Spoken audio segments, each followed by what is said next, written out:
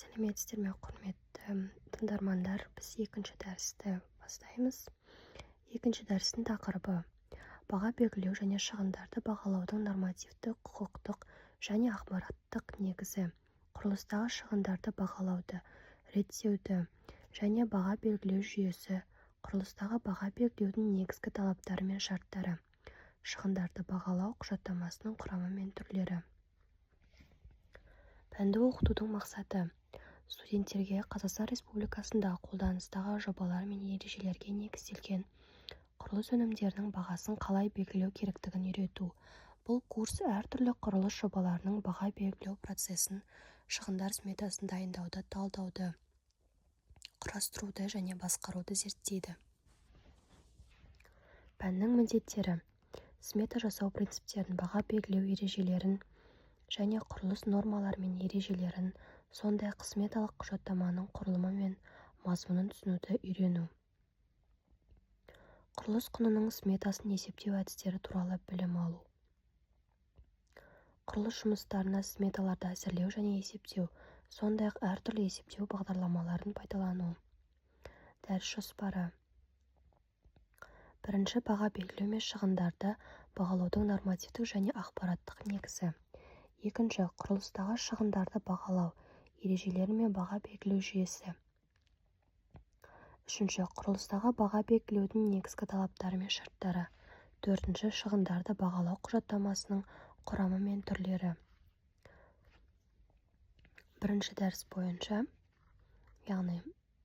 дәріс жоспары бойынша бірінші тақырып бұл баға белгілеу мен шығындарды бағалаудың нормативтік және ақпараттық негізі. 2023 жылдың қаңтарында Қазақстан Республикасының құрылысының сметалық құнын анықтау тәртібінің енгізілуі құрылыс жобаларының құнын анықтаудың әдіснамалық негіздеріндегі елеулі өзгерістерді көрсетеді. Бұл реформа құрылыс саласындағы баға белгілеу жүйесін жетілдіру және құрылыс жобаларын басқаруды жақсарту бойынша ауқымды жұмыстың бөлігі болып табылады. Реформаның негізгі тұстары: бірінші, шығындарды бағалаудың жаңа әдіснамасы. Бұл рәсім Қазақстандағы құрылыс саласының ұлттық ерекшеліктеріне бейімделген заманауи тәсілдер мен технологияларды көрсетеді. Әртүрлі жобалау кезеңдеріндегі құрылыс шығындарын есептеудің бірыңғай тәсілі белгіленді. Бұл сметаның дәлдігі мен бірізділігін арттырады.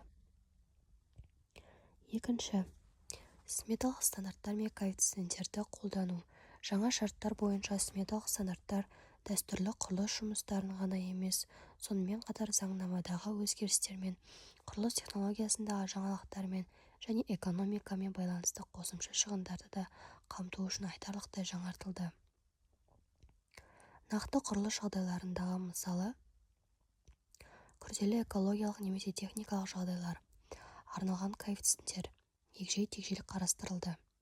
Үшінші, инвестициялық процеске қатысушылардың қарым-қатынасына әсері. Жаңа рәсім клиенттер, мердігерлер және жобалаушылар арасындағы өзара әрекеттесу ережелерін өзгертеді. Құрылыс шығындарын есептеуге ашық негізделген тәсілді талап етеді. Жаңа бақылау және бағалау механизмдері енгізілуде.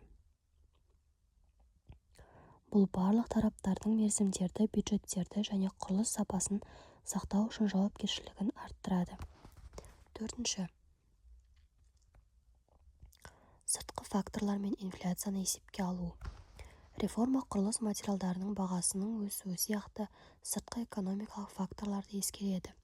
Бұл нарықтық жағдайлардың өзгеруіне жауап ретінде құрылыс шығындарын икемді түзетуге мүмкіндік береді.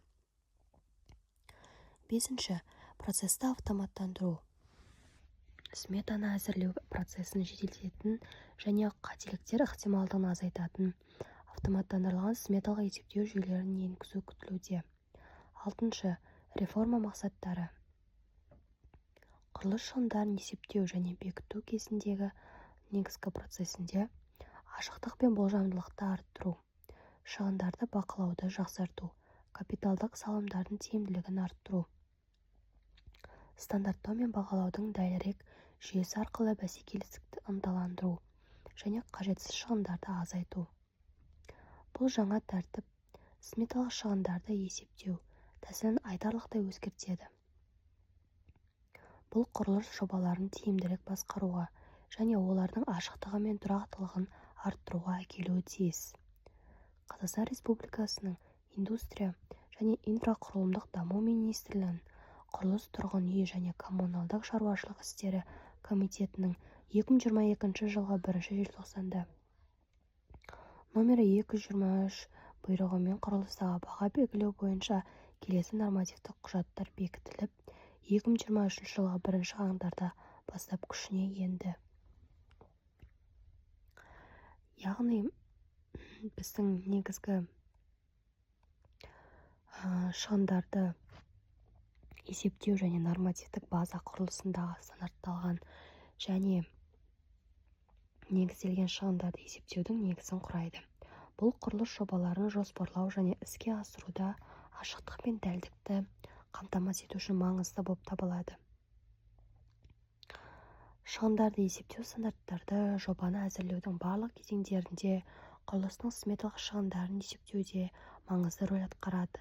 Яғни бұл стандарттар тек жобаның алдын ала және соңғы шығындарын анықтауға ғана емес, сонымен қатар келесі мақсаттарда қолданылып отырылады. Мысалға, бірінші жобалау шешімдерін экономикалық бағалау және салыстыру. Екінші капиталдық инвестициялар құрылымын талдау. Яғни стандарттар әртүрлі шығындарды баптары бойынша инвестициялардың бөлінуін талдауға мүмкіндік береді. Яғни бұл жоспарлау кезінде шығындардың теңгерімсіздігін анықтауға, түзетуге көмектеседі.